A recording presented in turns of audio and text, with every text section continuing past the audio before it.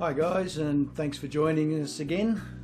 Today we are having a chat to a therapist from Bathurst, a gentleman by the name of Ian Fischer.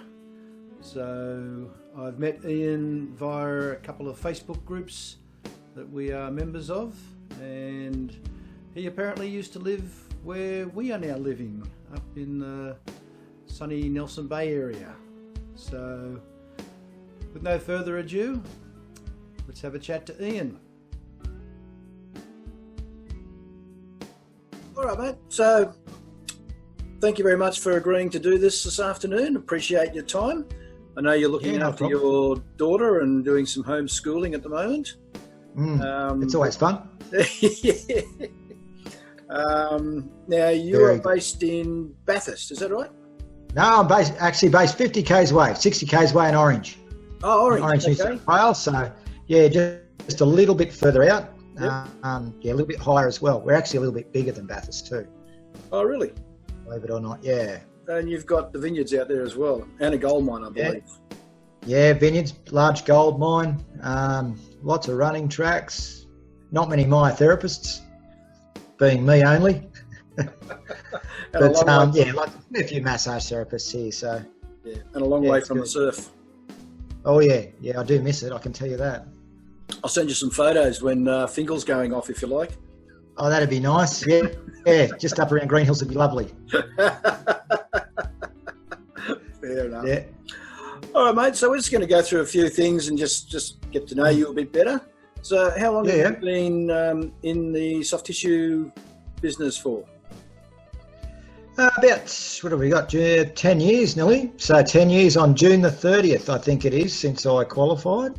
Okay. Yeah, or graduated, yeah. So a fair while, but I've just had 6 months off. So just to do a few things and have a bit of a break from the profession and I suppose refocus as well. So it's been pretty good.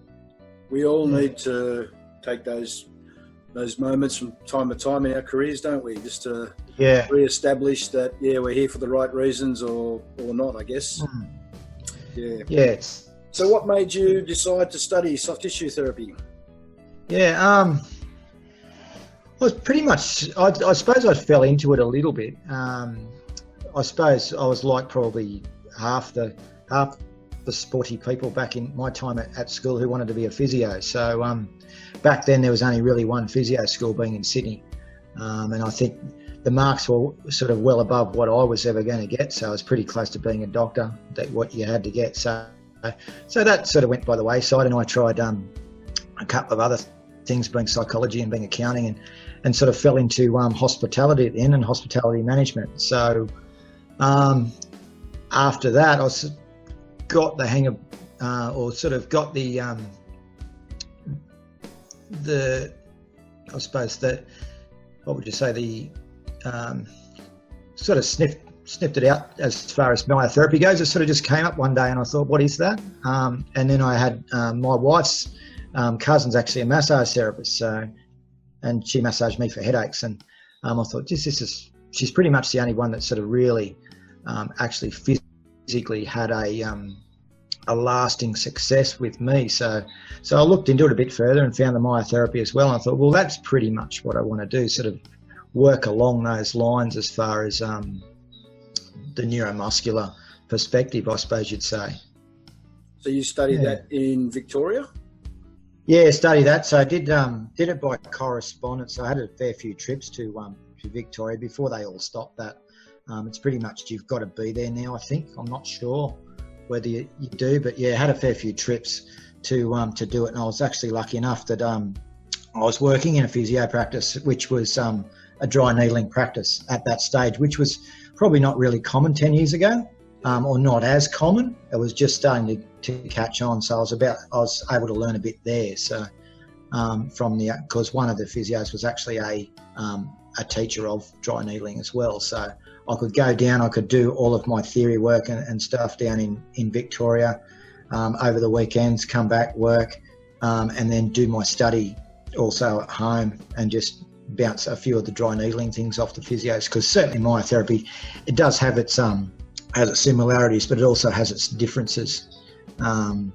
in terms of, I suppose, not necessarily assessment, but just perspective. Yeah. So you were travelling from up here in Newey, or okay? No, I was in Orange at that stage. So I've been out of.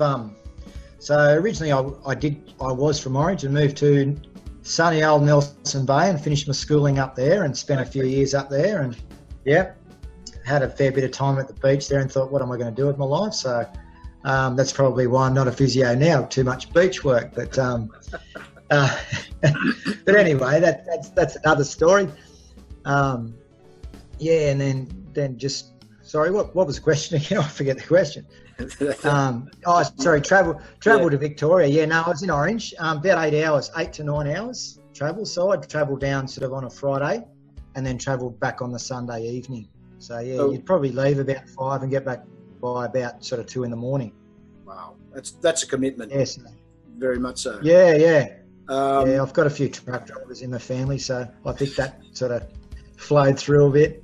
So was that through RMIT or where did you? I went through Victorian College of Health Education. I think it then turned it up into Max Therapy. I think it's gone by the wayside now, but Max Therapy Institute, was it? Yeah, I think. Yeah. Not sure of that. Wasn't. So do you work? Do you work out of a clinic or do you work out of a home-based clinic? Yeah, I used to. I used to work with. I have worked with physios in the past. Went out on my own, and then I've worked in conjunction with a chiropractor and also a acupuncturist, traditional Chinese medicine practitioner. But about, as I said, and that was up until about 6 months ago, and I've decided I'd have a bit of a break away from it, I suppose, and then consolidate a bit and then come back to it. Yeah, so that give the mind a bit of a break, give the hands a bit of a break, and get the love back for it again. Yeah. So I was getting the hours were a little bit sort of hectic back then. So I would assume that with that experience working alongside chiros, physios, and acupuncturists at various stages, you would have a very interesting or an eclectic set of experiences around different treatment protocols for the same condition, if you like. Yeah, definitely. I think a lot of them are quite, they misunderstand each other. They are getting better as far as chiropractors and physios and conversing between each other, and there certainly is a lot more, I suppose, cross management of cases now, where there never used to be. They were sort of at drawn swords at dawn back in the day, but they're getting quite good. That's a very way of describing what used to go on. Yeah, it was pretty horrible, but they're certainly coming back together a little bit, or converging as far as ideas. I can only speak for the chiropractor that I worked with. He was quite very involved as far as assessment, and he'd usually spend about 30 to 45 minutes with his first assessment to go through everything, test everything, and then go from there. He certainly wasn't the old school, I suppose, come in 2 or 3 minutes and walk out again and whatnot. So, and he was also quite big on exercise. So he's quite good. So that's probably where I picked up a bit more of my understanding of chiropractic, as far as where chiropractors are actually beneficial, and where to draw the line as far as when we send to exercise and using physios and that sort of soft tissue and exercise techniques. So interesting times. Yeah. So when you were qualified, after travelling 5.5 million miles. It's good fun. Did you feel as though your training was adequate to go out and start working on people? Yeah, probably the biggest mistake I made. I didn't, because in hindsight, probably not. I definitely I certainly probably could have done with a couple more years under the belt and a bit of mentoring, as far as how to set up clinics and whatnot, because that was probably where I fell down. Like, I felt like I could treat appropriately, but certainly the clinic and the business background behind that is probably where I struggled a bit, and the administration as far as that sort of stuff goes. So definitely, and ended up picking up a mentor, as we both know. Yes. Later on down the line, which certainly helped. So that's, yeah, it's very good. In certainly in terms of treatment, yeah, appropriate. I suppose as you know, you never really can sort of know until you actually jump into the deep end and go out on your own, but and know how you're going to go. But yeah, I felt I was competent, as certainly.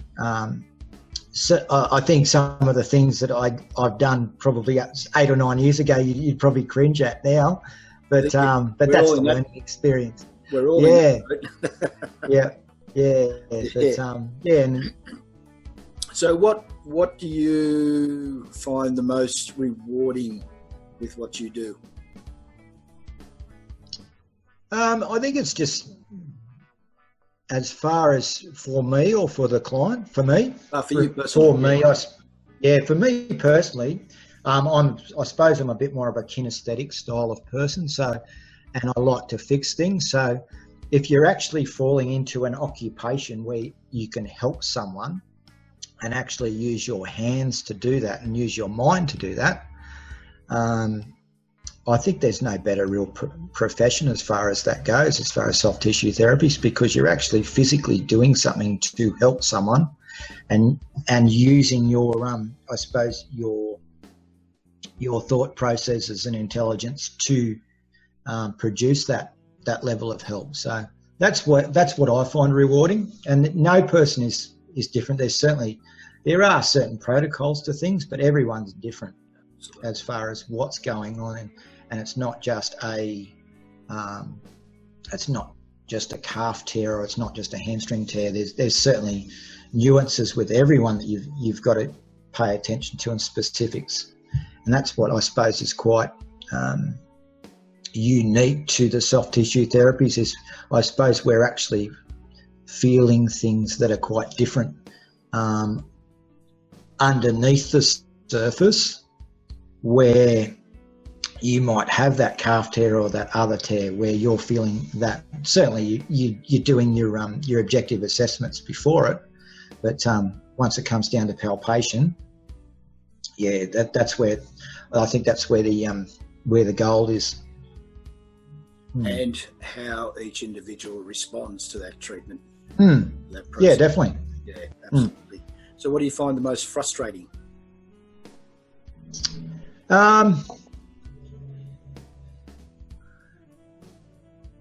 Difficult sort of question. I suppose You're allowed to pass. Sorry? You're allowed to pass. Yeah. There's not really. I suppose frustration. It's probably not. I wouldn't. In the early days, it was certainly not getting the results that you thought you could get. These days, I probably don't get as frustrated with that. That certainly, and because you realise that some people are actually better at things than what you are, and that's when you learn about what people are actually better at things, and that's when you start to give those people over to the other people. And but certainly they were my early frustrations, but frustrations these days, not really. A lot of the time, it's not too much time, not as much time as I'd like. I try and keep myself to a strict 1 hour or 45 minute or half hour sort of sessions. And yeah, I do like a chat occasionally, which can be a bit of a problem. Yes. Yeah. So you don't find, say, non-compliance with people an issue? It can be frustrating as far as I suppose. Yeah, certainly not if non-compliance, often you've got to look at what you did. Strict non-compliance, yeah, that is quite frustrating, but sometimes you have to take a couple of step backs and think, okay, so why are they not compliant? Okay, so did I give them too many exercises? Because usually if you give someone 2 exercises, they may do them. If you give them 1 exercise, they probably will do them. If you give them 3 exercises, they probably won't do them. Yeah. So, yeah, probably won't do them. So whether it's an overload or whether it's a lack of understanding or whatnot, but yeah, strict non-compliance is quite frustrating. I suppose everybody's bugbear is people not turning up to appointments. That's probably the single most frustrating thing that everyone has, and we try to minimise those and try and obviously the serial offenders we sack them. So so that's pretty much it. Been there, done that. Okay. Yeah. What has been your greatest achievement, your most your proudest achievement to date? Proudest achievement. I suppose I really liked, as far as being able, I've spent a lot of time around rugby league. I suppose and I have spent a lot of time around Indigenous rugby league. So I do spend at least sort of every couple of years I try and get away with one of the Indigenous teams for one of the Corrie knockouts and help those guys out. Like often it's a non-paid thing. It actually costs you to do it because these guys just don't have the cash to do it. They're pretty much flat out travelling for whatever community they are. So I really enjoy the 2 or 3 days with the guys up there. It's always a bit of a laugh, and that's probably the most I suppose satisfying, and it's also certainly with Indigenous knockouts. It's a lot more than football as far as those sorts of things go. It's very, very cultural. People sort of don't really pick up on that, but yeah, it is quite cultural on the undersurface. So yeah. And I guess the thing with those sorts of events and being involved at that level is that I know I'm scratching my face, but I have a beard for protection there. You learn a lot. What you learn in those situations far outweighs what you're not getting paid. Yeah, definitely. Yeah. So you get this. You're basically Johnny on the spot when the injury occurs. You're watching the rehab, the management, or you are the management and the rehab person in those situations, or you're working with a team physio or team doctor or whatever at the same time. So that is a great learning tool as well. Yeah, it certainly takes the grey areas out of or reduces the grey areas in your circle of competence as well. It certainly increases your circle of competence as far as ability to treat, but it also takes that or reduces that grey area. Okay, this is not going to work for soft tissue. You need to see this person. Yep. And as I said, having spent a lot of time, also spent with local rugby league clubs as well. So you are actually the Johnny on the spot. There's no ambulances, there's no NRLs, there's no this or that. So certainly doing sports trainers courses and a couple of good free courses. There's a couple of really good free courses out there which I'd recommend any massage therapist who is interested in going into sport. FIFA Diploma of Football Medicine is an online diploma, and it is free. So it takes a fair while to do, but yeah, very, very involved and really, really good as far as sports training goes and soft tissue therapies. That was brought to my attention last week by somebody else. And, right, okay. They've started it and they said it's 12 months and it's pretty full on. They're loving it. So it's while we've got this enforced time without work, it's something that I'm going to be looking at as well. So very easy to do. Being in rural Australia, how do you get your CPEs? Do you prefer face-to-face, or do you prefer online, given your location? But never done online, other than, I suppose, other than sort of a little bit of mentoring. But yeah, definitely travel. Travelling to, where have I travelled? I've travelled Wagga, Albury, Melbourne, Sydney, a few others as well. So yeah, actually Sydney a few times. So yeah, just basically looking out. So you're certainly looking at least 3 hours travel to your CPEs for a weekend from here. I suppose it's a good weekend away. Obviously, it's a costly weekend away. Yeah. But yeah, you do have to pick and choose your courses to make sure that they're a decent course, and not just I'm doing it for the CPEs. As far as that, because you certainly can't do as many if you're travelling and doing accommodation and whatnot. You've got to get your bang for your buck. Oh, absolutely. I find it. I've been involved in education now for 20 plus years, and I find it absolutely frustrating when you've got maybe 15 people into a course, and you see 4 or 5 of them are just sitting there on their phones all day long. You know they're not interested. Yeah. They're just there to get their points, and you think, you can't be seen to be ignoring them, even though you know they're not interested. And I always find it interesting that people from rural areas, they're happy to travel. I mean, you guys travel 400 kilometres just to go to the movies sometimes, don't you? Yeah. Not quite, mate. How about we go 1.4 Ks down the road? Mate, I might have to travel. At the moment, I think I'd have to travel to New Zealand to go to the movies because they're all shut here. You wouldn't get in New Zealand either. Yeah. How are you coping with the virus situation?